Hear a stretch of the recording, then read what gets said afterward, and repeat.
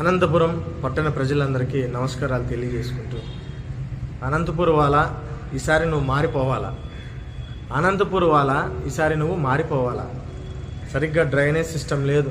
100 రోజుల్లో under ground drainage ఉన్నారు. Dumping yard ఎక్కడో తరలిస్తాం, అస్సాంకు పంపిస్తూ ఉన్నారు.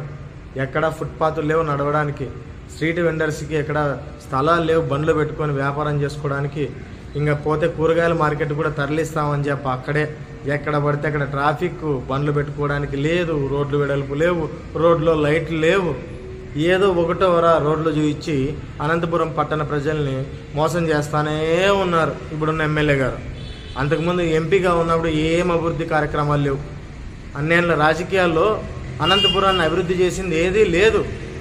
కొద్ది గొప్ప టీడీపీ హయాంలో మంచి కార్యక్రమాలు చేసి ఓపెన్ జిమ్ములు, రోడ్లు, ఇప్పుడు రోడ్లు వెడల్పోయాయంటే టీడీపీ ప్రభుత్వంలో వచ్చిన పర్మిషన్స్ దానికి కారణం.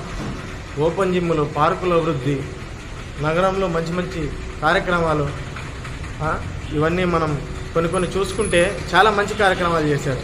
కానీ ఇప్పుడు వచ్చిన ప్రభుత్వం 19 నుంచి 24 వరకు మనం చూసుకుంటే ఎక్కడో ఒకటి అలా రోడ్లు తప్పితే డంపింగ్ యార్డ్ వల్ల ఎంత అనారోగ్యం పాలవుతున్నారంటే గుత్తి రోడ్లో ఆ రూట్లో పోయే వాళ్ళకి తెలుస్తుంది ఎంత బాధ అనేది. పాతూరులోకి బండి పోయేవాడికి తెలుస్తుంది అక్కడ ట్రాఫిక్ ఎంత ఇబ్బంది ఉందనేది.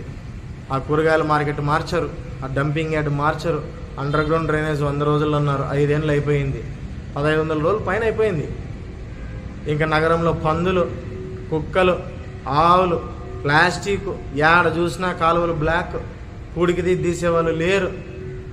అసలు ఇంక మంచినీళ్ళు తాగేకి మంచినీళ్ళు రావు, ఎప్పుడు పడితే అప్పుడు పైపులు పగిలిపోతాయి, ఎవరు రిపేర్ చేసే వాళ్ళు ఉండరు. ఆ టెక్నీషియన్లు కూడా ఏదైనా మిషన్లు ప్రాబ్లం వస్తే టెక్నీషియన్లు కూడా లేరు. ఎక్కడ చూసినా చెత్త. అనంతపురం వాళ్ళ నువ్వు మారిపోవాలా. ఒకటే అర్థం చేసుకోండి, ఇన్నాళ్ళు చూసి అలసిపోయాం. ఎంపీగా పనిచేశారు, ఎమ్మెల్యేగా పనిచేశారు, మనకేం ఒరిగింది లేదు. ఎలా ఉన్నామో అలానే ఉన్నాం. నగరంలో యువతకి ఎంతమంది ఉద్యోగాలు వచ్చాయి చెప్పండి? నగరంలో యువతకి ఎంతమంది ఉద్యోగాలు వచ్చాయి? వాలంటీర్ ఉద్యోగాలు చేస్తే మనం బతికే స్థాయిలో ఉన్నామా? 5000 రూపాయలతో గుడ్డు చాకరీ చేయించుకుంటే మనం బతికే స్థాయిలో ఉన్నామా? ఆ సచివాలయాలు తప్పితే ఏటా జాబ్ క్యాలెండర్ అని ఏ రోజు కూడా జాబులు ఇచ్చిన పాపాన పోలేదు. సచివాలయం జాబులే ఆటికే పులి స్టాప్, ఇంకేవీ లేవు. ఎక్కడే కానీ కమ్యూనిటీ హాల్స్ లేవు. యువతంతా ఆ టీ స్టాళ్ళలో ఈ టీ స్టాళ్ళలో కూర్చొని టైంపాస్ చేయాలి తప్పితే ఏదైనా పని చేసుకోవడానికి చిన్న ఫ్యాక్టరీలు కూడా లేవు. దగ్గరలో అనుబంధ ఫ్యాక్టరీలు లేవు, ఏమీ లేవు.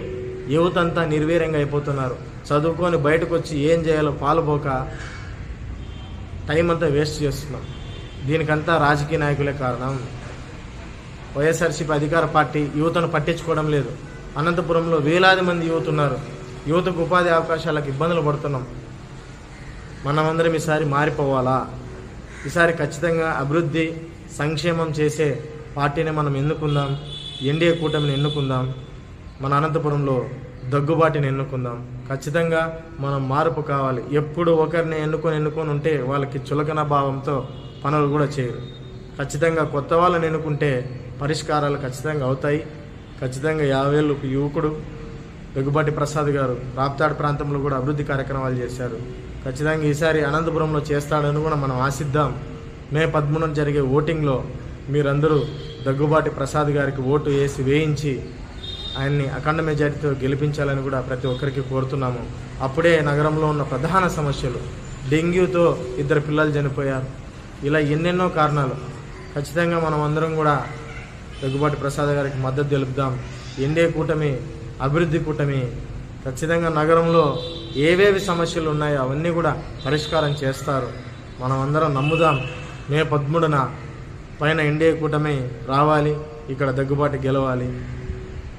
13న మనం మన ఓటు, విలువైన ఓటును వేయించి ఖచ్చితంగా దగ్గుబాటి గారికి మద్దతుగా మనం నిలబడాలని ఈ వీడియో సందేశం ద్వారా మిమ్మల్ని అందరినీ కోరుతున్నాను.